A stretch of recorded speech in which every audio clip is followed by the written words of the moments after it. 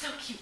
Okay, 2009, so she's way older than now. She's got like crazy hair and like, I just posted a video on Facebook where she's like singing about dino poop. Yeah, so she's like her mom and a bit weird. But this brings me to balance. Being able to bring my daughter to work when I need to is great because she can jam around and paint and do some funky stuff. Usually my students are like, I'll watch her, and I'm like, okay, good, because I have all these emails to write.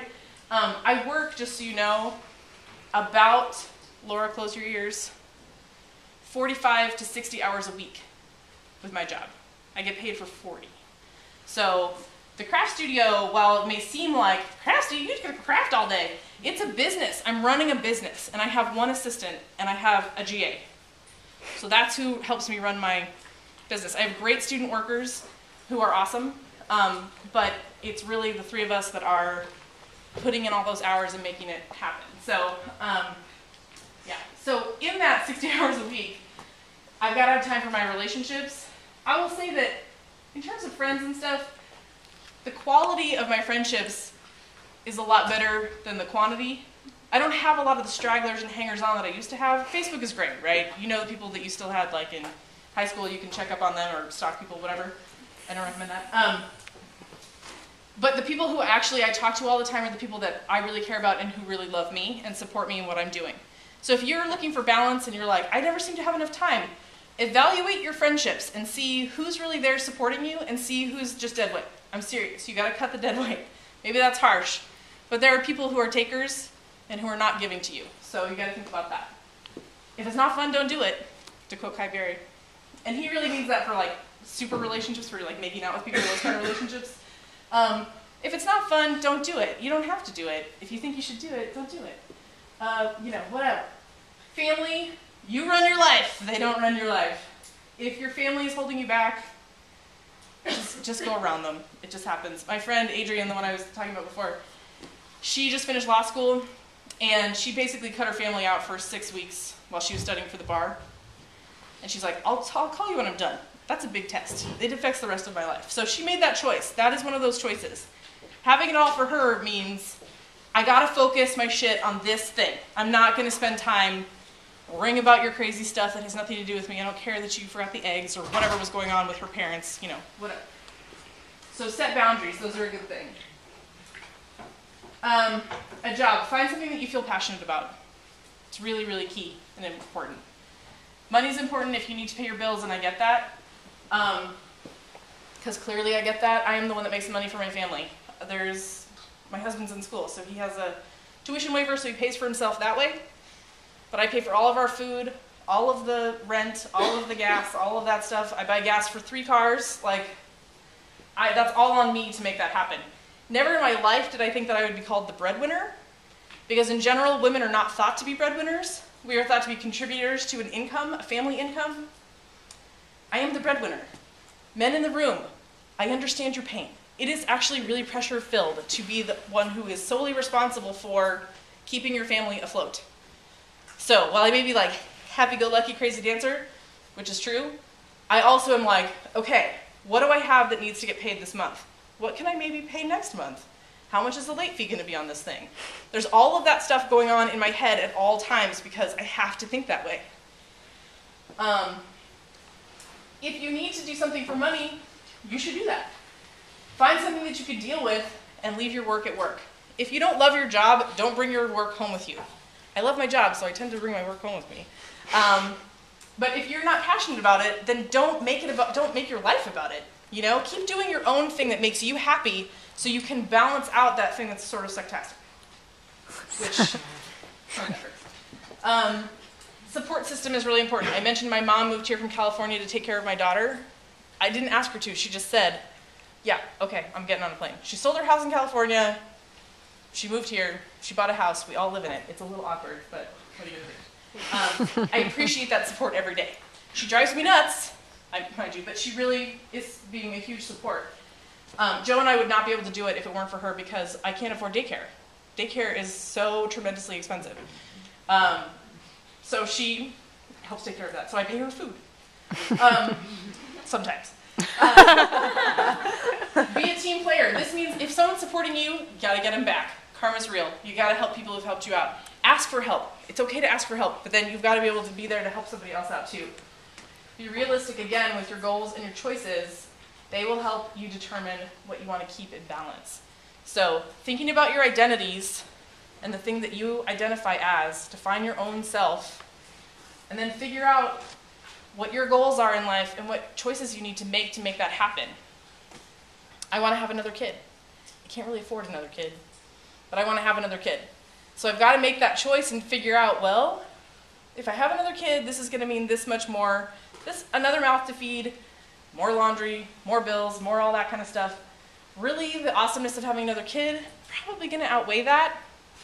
But it'd be really great if my husband could finish school so that he could be making money too, and then we could really afford to have another kid. By the way, you can never afford to have a kid because they're really expensive. So, finding enough time to do it all, Leonardo da Vinci, that bastard, said something like, I'm paraphrasing please, being married means your productivity as an artist goes down by half. Each kid you have reduces your productivity even more. Thanks, dude, I really appreciate that. But it's kind of true. It's not totally true, but it's kind of true. Once you become a partner in crime with somebody, you are then responsible for that person. They're responsible for you. You guys are a team. That's what you have to realize. You can't go off and do your own thing. You are now working as a team. Every time you have a kid, your energy gets dispersed a little bit more. You're worried about that kid. You're trying to put good things into their life. I don't get to take pictures as much as I want to. I used to do it every week, sometimes every day. Now I'm lucky if I take pictures once a month. Wah wah. I still do what I love because I've worked it into my job, but taking photographs of myself, which is really important, and photographs of other things as well, I don't get to do that as much. I have to be there for my kid. I have 4 hours a day with her during the week, each day, and that's it. So I've got to use those hours as best I can, and I really don't want to be like, I'll see you later, kiddo. But that's my choice. Sally Mann, who's this crazy awesome photographer, her kids call her Sally Mann. They don't call her Mom, they call her Sally Mann because she is a photographer first. Her kids come later.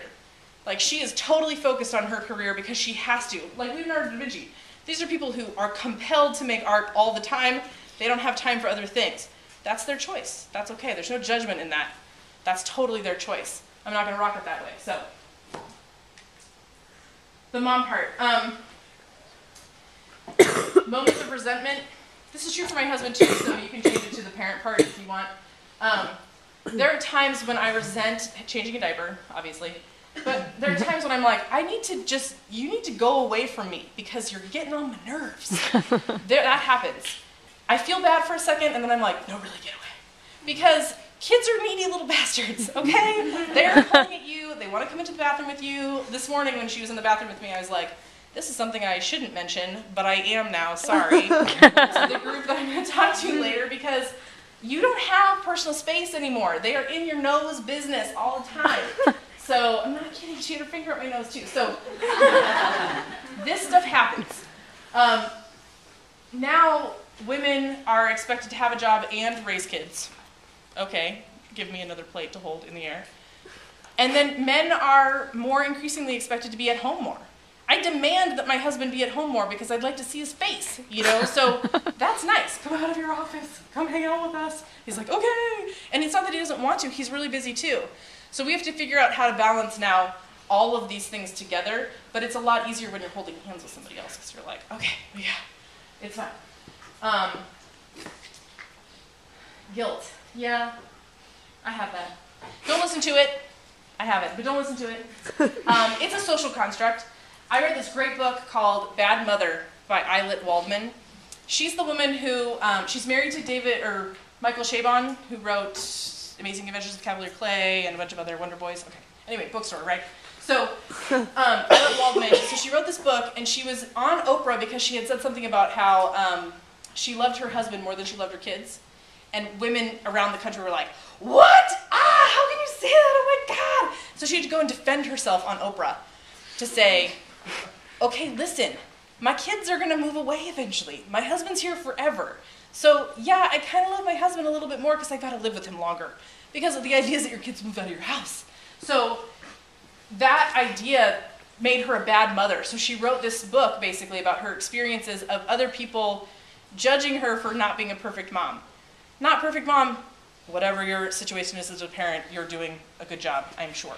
So don't listen to what other people are saying about your choices that you're making. If you know that it's right for you, you've got to go for it. Make sure your energy is spent in the right place. It's important for me to be with my daughter, so I'm making that choice. If my artwork's taking a little bit of a back seat, this moment in time is short. There's another moment that's going to happen in a moment, so I can move on to that then. She's not going to live with me forever. In 5 years, it will be better than it is now. Man, getting through the first year of having a kid is like a miracle. So, because really you're like, I can't see because I'm so tired. So this idea of putting your energy in the right spot, I know that I'm not leaving my photography behind. It is taking a back seat to what I'm doing. The other thing that's nice is that I can ask for help. So I'll be like, Joe, I need to make something. And he'll go, okay, go to the dark room. And I'll be like, okay. And I like drive over here and I'm like in the dark room going, yeah, this is awesome. Dark and music, it's awesome.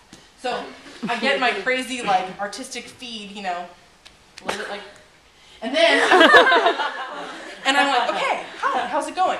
I'm not kidding you, it is like that. So